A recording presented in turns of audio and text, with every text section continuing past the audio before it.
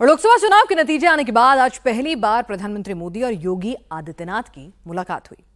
UP में BJP को सबसे बड़ी हार मिली है। समाजवादी पार्टी तो योगी पर इस्तीफा देने का दबाव भी बना रही है। योगी पर अलग अलग सियासी भविष्यवाणियां भी यहां कहां से हो रही हैं, जिसका जवाब आज खुद नरेंद्र मोदी ने दे दिया। योगी को अगला टास्क क्या मिलने वाला है? मोदी सरकार 3.0 में यूपी से किसको मंत्री चुना जाएगा? 9 जून को प्रधानमंत्री मोदी के साथ साथ आखिर कौन कौन शपथ लेने जा रहा है? यूपी पर यह स्पेशल रिपोर्ट आप खुद देखिए।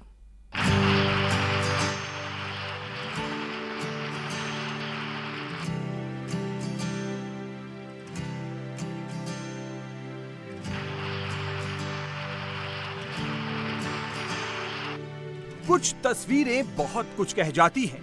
मोदी का इस तरीके से योगी की पीठ थपथपाना, योगी आदित्यनाथ का मोदी को ऐसे नमन करना। यूपी का नतीजा कुछ भी हो, लेकिन एक केमिस्ट्री कभी बदल नहीं सकती। मोदी को योगी पर तब जो भरोसा था वो अभी भी कायम है और आगे भी रहेगा, और ये बात 5 सेकंड में पूरे देश को बता दी गई। मोदी के लिए यूपी तब भी टॉप प्रायोरिटी पर था, अभी भी है और आगे भी रहेगा।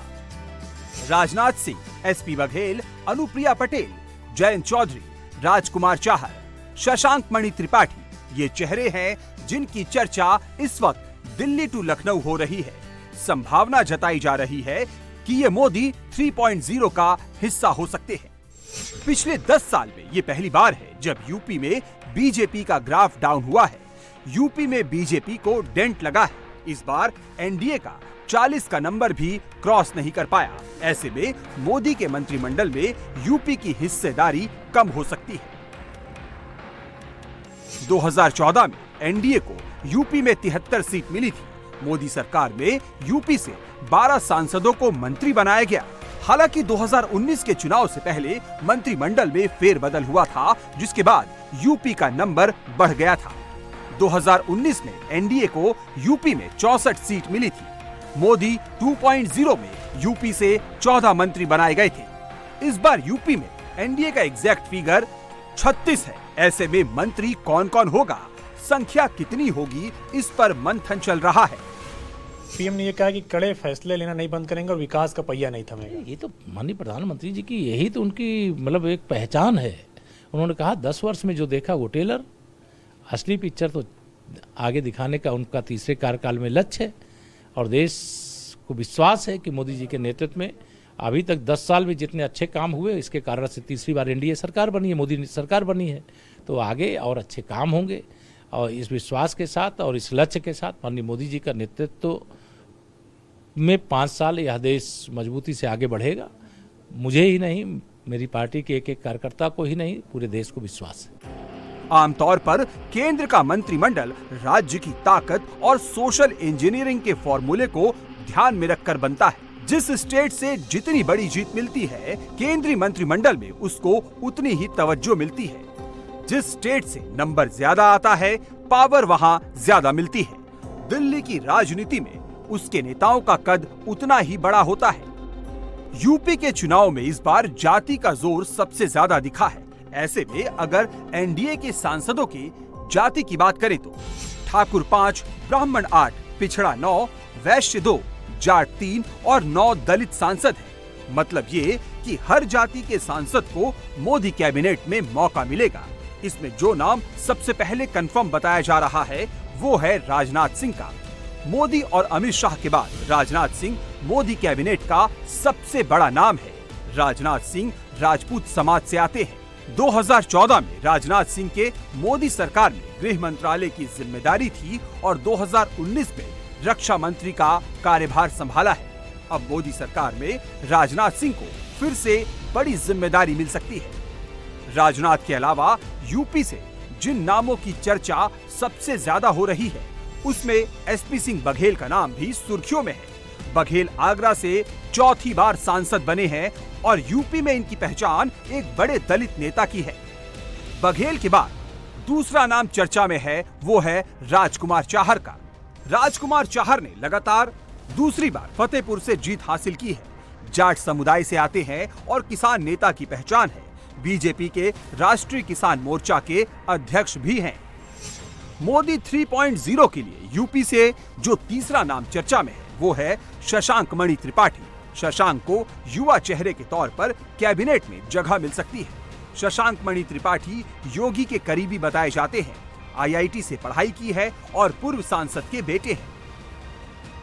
शशांक ने अपने पहले ही चुनाव में देवरिया से शानदार जीत दर्ज की है। देवरिया सीट पर कांग्रेस के बड़े नेता अखिलेश प्रताप सिंह को 34,842 वोट से हराया है। यूपी का चुनाव बीजेपी ने गठबंधन में लड़ा था। एनडीए में बीजेपी के अलावा संजय निषाद, अनुप्रिया पटेल, ओपी राजभर की सुभाषपा और जयंत चौधरी की आरएलडी शामिल थी। ओपी राजभर और संजय निषाद तो जाति की जंग हार गए, लेकिन अनुप्रिया पटेल और जयंत चौधरी की पार्टी ने अपनी अपनी सीट जीत ली। अब मोदी 3.0 में सहयोगियों को भी जगह मिल सकती है। अनुप्रिया पटेल ने मिर्जापुर से जीत की हैट्रिक लगाई है। यूपी में कुर्मी समाज पर मजबूत पकड़ है। पहले भी मोदी सरकार में मंत्रालय संभाल चुकी है। इस बार फिर से जिम्मेदारी मिल सकती है। कांग्रेस लगातार कटाक्ष कर रही है कि टीडीपी जेडीयू आए हैं साथ में, कभी भी जो है सरकार के पास क्लियर मैंडेट नहीं, कभी भी जो है ये दल जा सकते हैं या कुछ हो सकता है। देखिए, कांग्रेस मुंगेरी लाल के हसीन सपने देख रही है और सत्ता वियोग में तड़प रही है, जैसे पानी के बिना मछली तड़पती है।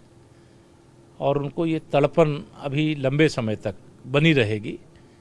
निकट भविष्य में अभी कोई ऐसे लक्षण दिखाई नहीं देते हैं कि जिस प्रकार के यह उम्मीदें लेकर के बैठे हैं, सपने लेकर के बैठे हैं, वो कांग्रेस से लोगों ने दूरी बनाई है और फिर से एनडीए को जनादेश दिया है और एनडीए की सरकार बनने जा रही है। इसलिए इस प्रकार के सवाल उठाना मुंगेरी लाल के हसीन सपने देखना। पश्चिमी यूपी जाटलैंड है। यहाँ बीजेपी को डेंट लगा है, लेकिन जाटलैंड में जयंत चौधरी की पार्टी अपनी दोनों सीट निकालने में कामयाब रही है और आरएलडी मोदी के साथ मजबूती से खड़ी है। ऐसे में आरएलडी प्रमुख जयंत चौधरी को बड़ी जिम्मेदारी मिल सकती है। जयंत चौधरी पश्चिमी यूपी का सबसे बड़ा जाट चेहरा है। जयंत चौधरी के पास चौधरी चरण सिंह की विरासत है।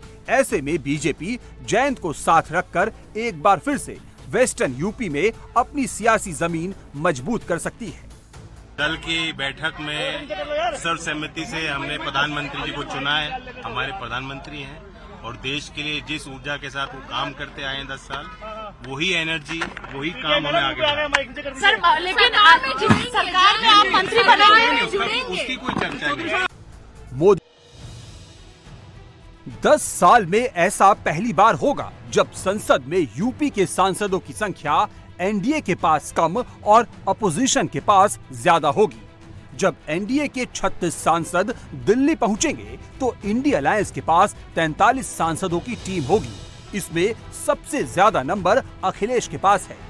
अखिलेश अपने 37 सांसदों के साथ संसद में बैठेंगे। यूपी ने इस बार अखिलेश का साथ दिया। अखिलेश का सियासी कद बढ़ाया है। अब अखिलेश यूपी के मैंडेट को फुल फोर्स के साथ कैश करेंगे। अखिलेश अब दिल्ली की पॉलिटिक्स करेंगे। वो यूपी से ज्यादा दिल्ली में एक्टिव रहेंगे। पहले यूपी के लिए दिल्ली छोड़ा था, अब दिल्ली के लिए यूपी छोड़ेंगे। 2022 में अखिलेश ने करहल से विधानसभा का चुनाव जीता था, तब आजमगढ़ लोकसभा से इस्तीफा दिया था। 2024 का चुनाव अखिलेश कन्नौज से जीते हैं, अब करहल विधानसभा से इस्तीफा देंगे। योगी के सामने बैक टू बैक 4 चुनाव हारने के बाद अखिलेश को पहली जीत मिली है। अखिलेश यादव अब यूपी को लेकर नई स्ट्रेटेजी बना रहे हैं। Delhi to Lucknow pressure politics का गेम खेल रहे हैं। योगी को घेरने की कोशिश कर रहे हैं। यूपी को लेकर नया नैरेटिव और नई स्ट्रेटेजी बना रहे हैं। समाजवादी पार्टी की स्ट्रेटेजी है कि योगी पर बैक टू बैक अटैक करो, दिल्ली से लखनऊ तक योगी के खिलाफ माहौल बनाओ और इसका मकसद ये है कि 2027 तक योगी को संभलने का मौका ही मत दो। उत्तर प्रदेश में अखिलेश यादव के अगुवाई में जो चुनाव लड़ा गया है और आज भारतीय जनता पार्टी को नैतिकता के स्तर पर इस्तीफा दे देना चाहिए और चुनाव करा ले, तो समाजवादी पार्टी इस समय चुनाव हो जाए तो स्पष्ट बहुमत की सरकार बना लेगी और इस समय जो देखिए समाजवादी पार्टी को सभी वर्ग के लोगों ने, यहाँ तक कि अल्पसंख्यक और मुसलमान भाइयों से लेकर के सबने जो सभी वर्ग के लोगों ने वोट देने का काम किया है, उसके लिए हम उत्तर प्रदेश की जनता को और समाजवादी पार्टी के लोगों को धन्यवाद देना चाहते हैं। दिल्ली में समाजवादी पार्टी को अखिलेश लीड करेंगे और यूपी में समाजवादी पार्टी की कमान शिवपाल संभालेंगे। ये वही फॉर्मूला है जिसके दम पर मुलायम सिंह यादव ने दिल्ली से लखनऊ तक दबदबा बनाया था। अब अखिलेश भी इसी फॉर्मूले को फिर से लागू कर रहे हैं। शिवपाल अभी से मिशन 2027 के लिए एक्टिव हो चुके हैं। योगी पर अटैक सिर्फ शिवपाल ही नहीं कर रहे, ये काम अखिलेश यादव भी कर रहे हैं और समाजवादी पार्टी का हर बड़ा नेता अब इसी मिशन पर एक्टिव है। योगी आदित्यनाथ दिल्ली आ रहे हैं सर, उनको तलब किया गया। तो अगर दिल्ली आ रहे हैं तो मेरा आपसे निवेदन है, दिल्ली में रोक लो, यूपी क्यों भेजते हो वापस। शिवपाल और अखिलेश के रिलेशन में कई बार टेंशन देखने को मिली है। योगी बार बार शिवपाल और अखिलेश के रिश्ते को लेकर चुटकी ले चुके हैं। चाचा का नाम लेकर अखिलेश को टारगेट पर लेते रहते हैं। ऐसे में सवाल है कि अखिलेश आखिर यूपी की कमान चाचा शिवपाल के हाथों में क्यों सौंप रहे हैं। शिवपाल को कमान देना अखिलेश के लिए जरूरी भी है और सियासी मजबूरी भी। पहले सियासी मजबूरी को समझ लीजिए। सैफई परिवार से इस बार 5 सदस्यीय सांसद का चुनाव लड़े थे। इनमें अखिलेश यादव कन्नौज, डिंपल यादव मैनपुरी, धर्मेंद्र यादव आजमगढ़, आदित्य यादव बदायूं, अक्षय यादव फिरोजाबाद से सांसद बन चुके हैं। ऐसे में अखिलेश के पास इकलौता ऑप्शन शिवपाल यादव ही है। शिवपाल यूपी के पॉलिटिक्स के शातिर और मंझे हुए खिलाड़ी भी हैं और शिवपाल की यादव वोट पर पकड़ भी है। शिवपाल यूपी में समाजवादी पार्टी के कोर वोटर्स को 2027 के लिए मोबिलाइज कर सकते हैं। लेकिन शिवपाल की सियासी परीक्षा 2027 से पहले करहल विधानसभा के उपचुनाव में होगी। शिवपाल वर्सेस योगी का फर्स्ट राउंड करहल में होगा। सोर्सेज से मिली इंफॉर्मेशन के मुताबिक अखिलेश यादव किसी भी वक्त मैनपुरी के करहल विधानसभा से इस्तीफा दे सकते हैं। समाजवादी पार्टी अब करहल के लिए कैंडिडेट सेलेक्ट करने के लिए माथापच्ची कर रही है। अब आपकी सीट जो विधानसभा की सीट है उससे कौन चुनाव लड़ेंगे? आपका मन हो तो बताओ, हम लड़ा दें आपको भी। करहल से विधानसभा उम्मीदवारों को लेकर जिन नामों की चर्चा चल रही है उनमें सैफई परिवार से तेज प्रताप यादव, पूर्व एमएलसी अरविंद यादव, पूर्व विधायक सोवरन सिंह यादव का नाम शामिल है। समाजवादी पार्टी उपचुनाव को लेकर अभी से टेंशन में है क्योंकि उपचुनाव का ट्रैक रिकॉर्ड एसपी की टेंशन बढ़ा रहा है। एसपी ने 2019 के बाद आजमगढ़ और रामपुर लोकसभा की सीट गंवाई थी। रामपुर के स्वार में विधानसभा का चुनाव भी एसपी हार गई थी। 2024 में विधानसभा की 4 सीटों पर उपचुनाव हुए। इसमें स्कोर 2-2 का रहा। अब करहल का काउंटडाउन शुरू होने वाला है। अगर करहल की बात करें तो करहल मैनपुरी लोकसभा का हिस्सा है। करहल से अखिलेश सिटिंग विधायक हैं। इसके अलावा 1993 से करहल पर समाजवादी पार्टी का दबदबा है। करहल में समाजवादी पार्टी 7 चुनाव जीत चुकी है। जैसे करहल को लेकर अखिलेश फंस गए हैं, वैसे ही रायबरेली को लेकर राहुल